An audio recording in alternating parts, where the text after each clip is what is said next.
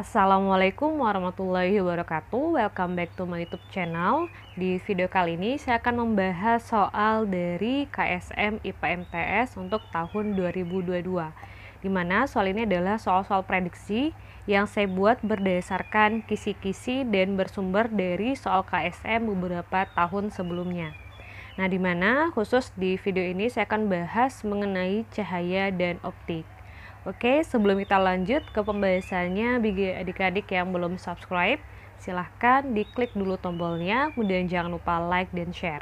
Kemudian bagi adik-adik yang belum join ke grup Telegram, silahkan aja join ke grupnya ya, lihat aja linknya di kolom deskripsi atau bisa juga lihat di thumbnail ini atau di background nanti. Oke ya, langsung aja kita bahas untuk soal yang pertama. Jika air berada pada suatu wadah di siang hari, tercampur beberapa tetes minyak, maka warna-warna cahaya dari lapisan minyak di permukaan air tersebut terjadi karena peristiwa apa? Nah, jadi kita harus tahu dulu nih, warna-warna yang dimaksud itu gimana. Nah, adik-adik pernah nggak sih pas siang-siang ya, misalnya kayak di suatu genangan air, ada misalnya ketumpahan minyak. Nah, kalau kita lihat, warna-warna yang terbentuk itu seperti warna-warna yang terlihat pada pelangi, yaitu warna Meijiku Hibiniu. Nah, kalau kita kerucutkan lagi, hal ini itu bisa terjadi karena peristiwa yang disebut dengan dispersi atau pembiasan cahaya. Nah, kalau kita bahas lebih lanjut ya, kita coba bahas dulu apa sih yang dimaksud dengan masing-masing poin ini, interferensi, polarisasi, dispersi, dan difraksi. Nah, untuk interferensi sendiri, kata kuncinya itu adalah penggabungan ya, penggabungan dari dua buah gelombang cahaya atau lebih sehingga menimbulkan gelombang yang lain. Artinya, yang A ini tidak tepat. Kita lanjut untuk polarisasi. Nah, kalau polarisasi, kata kuncinya adalah pengutupan cahaya ya, atau proses penyerapan arah getar cahaya, dan tentunya ini juga nggak nyambung nih. Nah, yang terakhir adalah dispersi atau pembiasan cahaya, yaitu perubahan atau perubahan cahaya dari polikromatik menjadi monokromatik. Nah, contohnya adalah pada peristiwa terbentuknya pelangi atau pada peristiwa pada saat minyak itu dituangkan pada air ya di saat siang hari. Sehingga jawabannya tepat adalah yang C. Nah, sementara nih kalau difraksi itu adalah pelanturan cahaya. Jadi nanti difraksi itu dia gelombang cahaya yang lewat melalui suatu celah. Nah, celahnya nanti macam-macam tuh. Ada yang dia celah tunggal, ada yang celah ganda. Kalau saya gambarin secara secara kasarnya ya, atau secara intinya lah gitu. Misalnya dia celah tunggal misalnya. Nah, misalnya ini celahnya, nanti dari sini ada sumber cahayanya, anggaplah misalnya ada lampu gimana ya gambarnya, buah lam lah ya. Nah, anggaplah gini gambarnya. Nah, ntar di sini tuh ada gelombang cahaya nih yang lewat. Nah, karena dia mengalami celah yang sempit, maka nanti dia akan terjadi pelanturan di sana. Jadi gitu ya intinya. Oke, kita lanjut. Soal nomor 2. Salah satu metode untuk menentukan awal bulan Ramadan adalah ru'yatul hilal dengan menggunakan bantuan teropong seperti ditunjukkan oleh gambar berikut. Nah, kemudian ini gambarnya ya. Ini teropongnya. Kemudian berkas cahaya dari benda-benda luar angkasa datang berupa sinar sejajar. Kemudian lensa objektif membentuk sebuah bayangan yang bersifat. Jadi intinya dia menanyakan bagaimana sifat bayangan yang dihasilkan oleh lensa objektif. Nah, jadi kita bahas dulu ya adik-adik. Jadi di teropong itu dia terdapat dua buah lensa cembung, yaitu lensa objektif dan lensa okuler. Di mana lensa objektif itu adalah lensa yang fungsinya itu untuk menerima cahaya dari objeknya. Sementara okuler itu adalah lensa yang didekat dengan mata pengamat. Nah, jadi kalau kita bahas lagi ya, Pembentukan bayangan yang dihasilkan itu nanti dia akan bersifat nyata, terbalik, dan diperkecil. Nah, taunya dari mana? Lihat aja di gambar ini. Nih, kelihatan kan?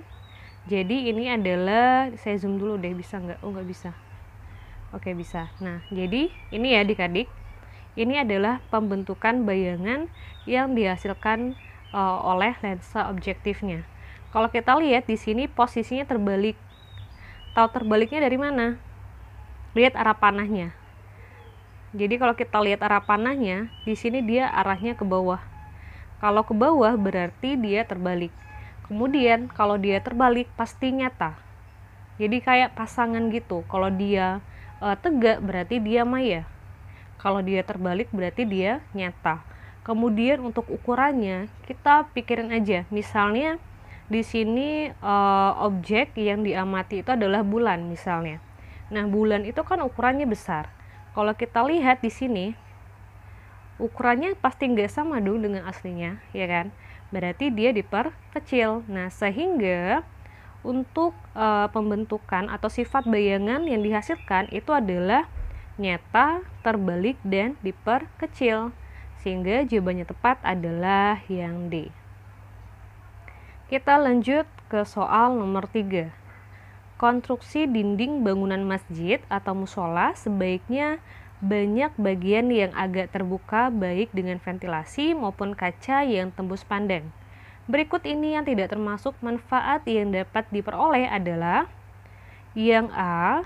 Berkas cahaya yang masuk ke ruangan dalam masjid lebih besar sehingga bisa hemat energi. Iya ya, ini benar ya, kita tandain dulu. Terlalu gede deh, oke. Ini benar, kita coba tandain dulu ya, kita checklist dulu. Kemudian yang B, aliran udara segar akan lebih banyak yang masuk ke ruangan dalam masjid sehingga lebih nyaman. Oh iya dong, jelas ya. Kemudian yang C, berkas cahaya yang masuk ke ruangan dalam masjid lebih besar sehingga tidak perlu menggunakan lampu. Oke, kita coba checklist dulu. Tapi tunggu deh, kalau kita lihat ya, statement A yang ini, yang A yang ini ya, sama C itu mirip nggak sih? Cuman bedanya adalah yang A ini dia lebih umum gitu loh, dia lebih bahasnya energi. Sementara kalau ini kan lampu itu kan berarti konotasinya adalah ke energi listrik.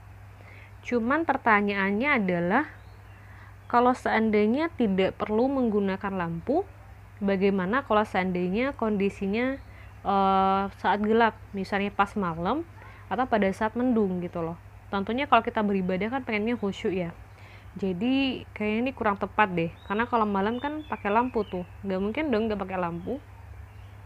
Kita coba gak usah tandain dulu, kita lihat yang D dulu. Yang D itu aliran udara segar akan lebih banyak yang masuk ke ruangan melalui ventilasi masjid sehingga udara selalu bertukar. Ini mirip ya statementnya D dengan B dengan D, tapi ini oke lah. A dan C ini kan sama ya, cuman lebih tepat itu bahasanya yang A, karena dia bilang hemat energi ya. Jadi kan hemat energi itu berarti nggak cuman selalu lampu, bisa juga mungkin pendingin ruangan ya, bisa AC atau kipas angin. Sehingga saya rasa jawaban yang paling tepat itu adalah yang C. Oke, kita lanjut.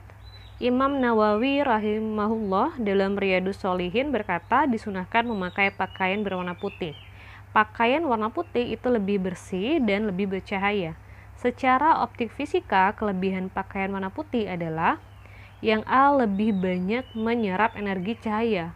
Oh, ini jelas enggak ya? Kenapa? Karena untuk warna yang menyerap energi cahaya lebih banyak itu adalah warna-warna yang gelap. Semakin gelap dia semakin banyak menyerap energi dari suatu cahaya. Artinya warna hitam itu adalah warna dengan penyerap energi cahaya terbaik. Makanya kalau seandainya kamu siang bolong ya, siang-siang terik panas matahari, kamu pakai pakaian warna hitam itu bakalan terasa panas banget. Bakalan terasa panas banget karena warna hitam itu adalah penyerap energi cahaya yang terbaik gitu loh. Makanya kamu terasa lebih panas. Nah, sebaliknya, semakin terang maka akan semakin sedikit energi cahaya yang diserap, kayak gitu. Berarti putih itu adalah sedikit penyerap energi cahaya. Nah, coba kita lihat dulu ya. Kalau yang B ini kurang besar menampung energi cahaya. Enggak ya, karena dia yang paling kecil malah. Kalau yang D lebih mudah memantulkan energi cahaya, D tidak mudah. Oh, berarti yang tepat ini yang C. Kenapa? Karena kalau dia warnanya putih, dia kan tidak menyerap energi cahaya tuh. Berarti dia dipantulkan, ya. Berarti jawabannya tepat adalah yang C. Kita lanjut. Gelombang bunyi dan gelombang cahaya merambat dari air ke dalam udara. Di antara pernyataan-pernyataan berikut yang paling benar adalah, nah, jadi adik-adik silakan baca dulu ya, di-pause dulu videonya, dibaca statement A sampai dengan D. Nah, tadi saya sudah baca, dan variabel yang dibahas di optionnya itu adalah gelombang bunyi, ya, lebih tepatnya kelajuan ya, kelajuan gelombang bunyi, kemudian kelajuan gelombang cahaya sama frekuensi kedua gelombang.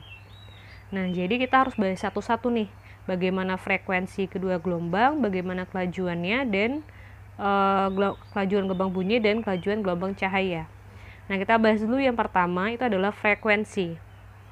Jadi gelombang apapun ya, baik gelombang bunyi maupun gelombang cahaya, dia itu selalu memiliki frekuensi yang tetap pada saat berada di medium apapun. Nah, medium di sini maksudnya adalah air dan udara. Artinya frekuensinya itu akan tetap baik pada zat cair maupun zat udara atau zat gas. Nah, kemudian kita akan bahas untuk kelajuannya. Yang pertama adalah gelombang bunyi. Untuk gelombang bunyi, dia akan semakin berkurang ya saat berada pada medium yang kurang rapat. Nah, di antara air sama udara, yang kurang rapat yang mana? Tentu aja yang udara. Kenapa? Karena udara adalah zat gas. Sementara air adalah zat cair, di mana zat cair itu partikelnya lebih rapat dibandingkan dengan zat gas. Nah, sehingga kita bisa simpulin nih, kalau gelombang bunyi itu dia semakin berkurang, ya. Kemudian kalau untuk yang gelombang cahaya, kebalikannya. Pada saat medium yang kurang rapat, ya, berada pada medium yang kurang rapat, maka kelajuannya itu akan semakin bertambah. Nah, sekarang tinggal kita cocokin aja sama optionnya. Kita cek yang frekuensi dulu ya. Yang A ini frekuensinya tetap. Oke, bisa kita tandain dulu ya. Kita checklist dulu. Kalau yang B frekuensinya bertambah. Oh, berarti ini salah. Yang C frekuensinya tetap. Oke, kita tandain dulu. Yang D ini mana? Namun frekuensinya nggak ada dibahas ya. Kita lihat kelajuannya deh. Gelombang bunyi maupun gelombang cahaya panjang gelombangnya berkurang, namun kelajuannya tetap. Padahal enggak nih, salah ya. Berarti jawabannya antara A dan C. Kita lihat. Gelombang bunyi maupun gelombang cahaya kelajuannya bertambah. Oh enggak. Karena yang satunya berkurang, yang satunya bertambah. Berarti yang A ini salah ya. Kalau yang C kayaknya bener deh. Kelajuan gelombang bunyi berkurang. Oke, berkurang. Kemudian kelajuan gelombang cahaya bertambah. Oke, bener nih. Berarti jawabannya adalah yang C. Kita lanjut soal yang terakhir ini ya. Ayat Al-Quran secara garis besar ada yang memberi inspirasi tentang optik. Mikroskop merupakan bagian dari fenomena pada optik. Seperti kasus yang tersaji sebagai berikut. Sebuah mikroskop mempunyai lensa objektif dan lensa okuler yang jarak fokusnya masing-masing 0,8 cm dan 6 cm. Berarti 0,8 cm ini adalah FOB atau fokus objektif. Sementara yang 6 cm adalah FOK atau fokus okuler. Oke, kita hapus dulu. Adi memasang preparat pada jarak 100 mm di depan lensa objektif untuk mengamati melalui lensa okuler tanpa akomodasi. Berarti ini adalah jarak bendanya ke lensa objektif atau bisa kita tuliskan sebagai SOB. Kemudian kita harus tandain ya adik-adik kalau pengamatannya tanpa akomodasi. Nah, kenapa? Karena nanti di rumusnya itu bakalan beda. Kalau yang tanpa akomodasi nanti nggak usah dijumlahin satu, sementara kalau yang dengan akomodasi nanti rumus yang perbesarannya itu tinggal ditambahin satu. Bedanya di situ aja. Oke, kita lanjut. Objek preparat yang diamati Adi mempunyai panjang 0,6 mm. Jadi kalau panjang itu L ya. L-nya adalah 0,6. Kemudian jarak baca normal, berarti SN ya.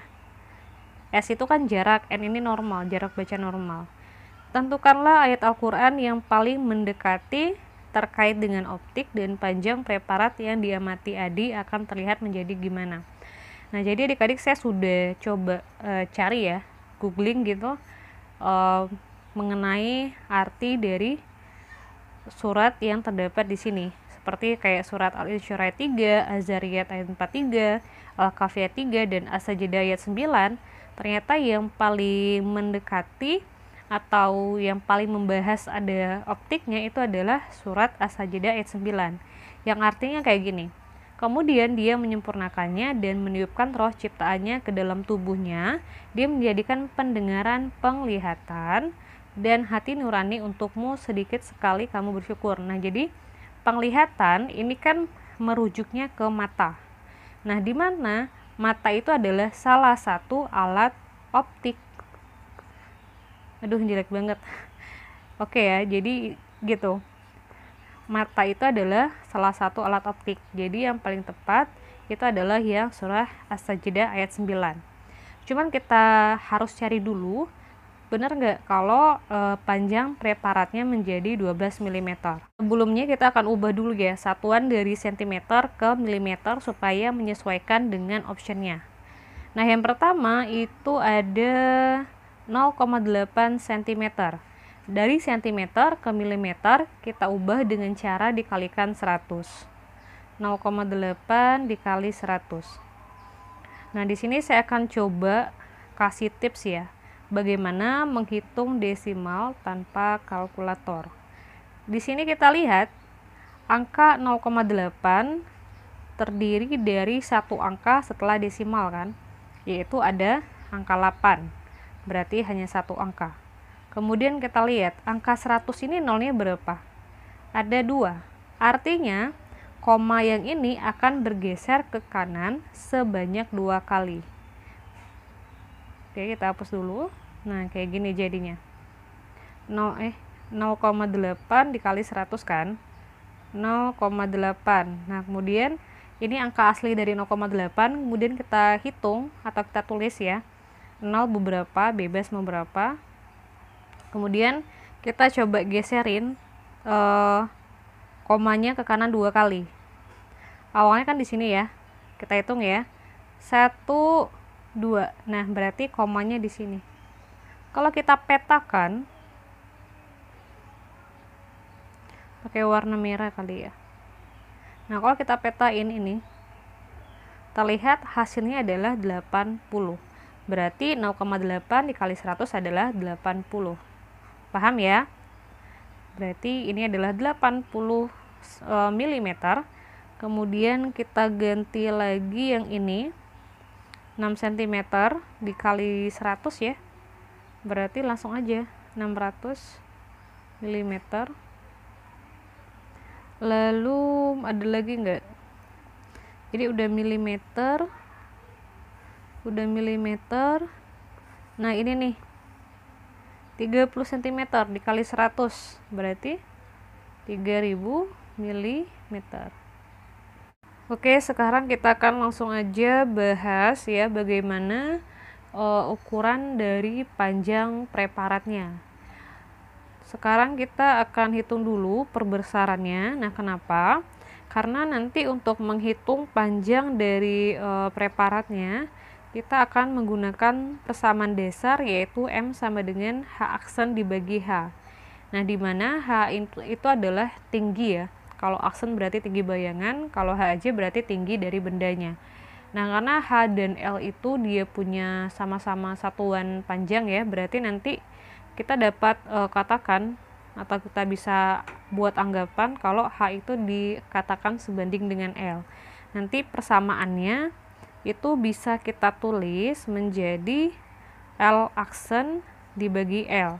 Nah, di sini kita akan menghitung berapa L aksennya, dan kita udah punya data L-nya berapa. Di soal kan sudah ada. Sementara kita belum tahu nih berapa nilai dari M-nya. Nah, karena kita nggak tahu berapa nilai M-nya, makanya kita hitung dulu. Di sini menggunakan persamaan yang ini. Oke ya, kita langsung aja hitung berapa perbesarannya. Nah, di sini kita akan menggunakan persamaan S aksen OB dibagi SOB dikali SN dibagi FOK. Karena kita juga belum tahu nih berapa nilai S aksen OB-nya, kita harus kembali menghitung terlebih dahulu nilai dari S aksen OB-nya. Kita bisa menggunakan persamaan dari 1 per FOB sama dengan 1 per SOB tambah 1 per S aksen OB. Nah, kalau adik-adik teliti, sebenarnya persamaan ini tuh adalah persamaan umum yang terdapat pada materi optik, yaitu 1 per F sama dengan 1 per S ditambah 1 per S aksen. Hanya saja nanti fungsinya bisa disesuaikan kembali dengan soalnya. Kalau dia membahas mengenai lensa objektif ya, maka tinggal kamu kasih aja indeks di bawahnya OB. Kalau seandainya okuler ya, atau lensa okuler, tinggal ganti aja dengan OK. Jadi sefleksibel itu. Oke, langsung aja kita bahas. Di sini kita langsung masukin ya, FOB-nya 80. Nah, ini sudah saya jelasin tadi kenapa 80, kemudian SOB-nya 100, dan S aksen OB-nya yang ditanyain. Kemudian tinggal pindah ruas aja ya, jadinya adalah 1 per S aksen OB sama dengan 1 per 80 dikurang 1 per 100. Kemudian penyebutnya kita samain, jadinya adalah 400. 400 dibagi 80, 5 dikali 1 adalah 5. 400 dibagi 100, 4 dikali 1 adalah 4, jadinya 5 dikurang 4. Kemudian tinggal kita putar aja tuh. Ini kan dia 1 per S aksen OB ya, sama dengan 5 dikurang 4 per 400. Nah, kalau dia 1 per S aksen OB, jadinya kan berarti 1 per 400 ya. Dengan kata lain, S aksen OB-nya adalah 400 mm. Nah, kita udah dapet nih nilai dari S aksen OB-nya, tinggal kita masukin aja ke persamaan ini. Masukin S aksen OB-nya 400, kemudian SOB-nya 100, SN-nya 300, FOK-nya 60. Lalu tinggal dicoret aja. 0 yang ini 2 buah dicoret, yang ini juga tinggal 4 bagi 1 berarti 4 ya. Kemudian 300 sama 60 tinggal dicoret aja, 0-nya 1, ini juga 1, tinggal 30 dibagi 6 yaitu 5. 4 kali 5 adalah 20. Nah, setelah kita dapat berapa M-nya, kita masuk ke persamaan yang awal tadi, yaitu M sama dengan L aksen dibagi L, atau L aksennya adalah M dikali L, tinggal kali silang aja. M-nya 20 kali, L-nya adalah 0,6 mm. 20 dikali 0,6 adalah 12 mm. Ingat ya, pakai cara yang tadi, 20 dikali 0,6. Nah, berarti nanti gini aja, 2 dikali 6, 12 kan. Kemudian ini ada satu angka setelah desimal, kemudian ini ada nolnya 1. Nah, kalau ada satu angka desimal dan ada nolnya 1, berarti ini dianggap hilang gitu loh, sehingga tinggal kamu kaliin aja 2 dan 16. Makanya jawabannya adalah 12 mm. Oke, sekian dulu pembahasan soal prediksi KSM IPA MTS atau SMP untuk materi cahaya dan optik. Untuk materi yang lainnya silakan adik-adik bisa request di kolom komentar, dan bisa juga request di channel Telegram atau grup diskusi Telegram. Oke, terima kasih. Wassalamualaikum warahmatullahi wabarakatuh.